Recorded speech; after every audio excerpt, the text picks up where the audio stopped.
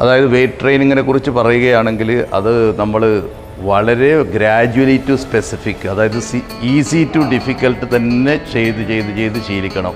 ചെറിയ വെയ്റ്റിൽ തുടങ്ങി മെല്ലെ മെല്ലെ ക്രമാനുഗതമായി നമ്മളൊരു ഡയറിയൊക്കെ വെച്ച് ഞാൻ 1-ാം തീയതി തുടങ്ങുന്ന ദിവസം ഇത്ര വെയ്റ്റാണ് എടുത്തത്, അടുത്ത മാസം നോക്കുക എനിക്ക് അത്ര കൂടുതൽ വെയ്റ്റ് എടുക്കാൻ പറ്റുന്നുണ്ട്. അങ്ങനെ ഒരു ക്രമമായി വെയ്റ്റ് ട്രെയിനിങ് പരിശീലിക്കുന്നതായിരിക്കും ഏറ്റവും നല്ലത്. ഗ്രാജുവലി ടു സ്പെസിഫിക് ആയിരിക്കണം.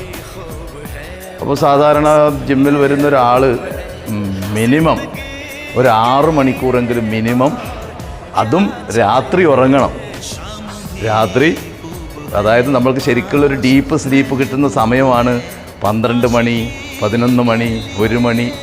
ഈ സമയത്ത് നമ്മൾ കിടന്നുറങ്ങിയാൽ മാത്രമേ നമ്മളുടെ ശരീരത്തിൻ്റെ റിക്കവറി കറക്റ്റായിട്ട് ലഭിക്കുകയുള്ളൂ. വൈകി ഉറങ്ങുന്നവൻ്റെ ശരീരം ഒരിക്കലും വികസിക്കുകയില്ല. ശരീരമുണ്ടാകും, പക്ഷെ അതിന് നിലനിൽപ്പില്ല.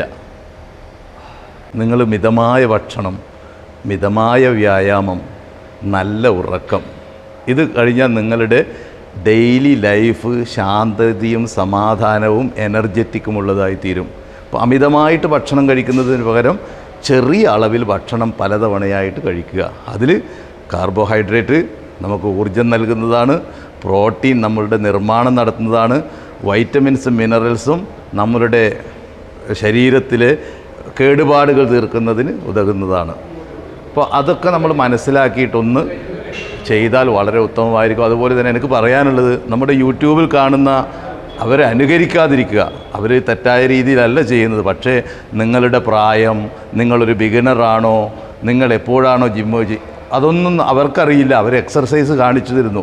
അത് നിങ്ങൾക്ക് ശരീരത്തിന് യോജിച്ചതാണോ എന്ന് അറിയണമെങ്കിൽ നല്ലൊരു അധ്യാപകൻ നിങ്ങളെ നേരിൽ കണ്ട് നിങ്ങളുടെ പരിശീലന സമ്പ്രദായങ്ങൾ അദ്ദേഹം കണ്ടെത്തി നിങ്ങൾക്ക് തരുന്നതായിരിക്കും നിങ്ങൾക്ക് ശരീരത്തിലുണ്ടാകുന്ന പരിക്കുകളിൽ നിന്നൊക്കെ മുക്തി നേടാൻ ഏറ്റവും നല്ലത്.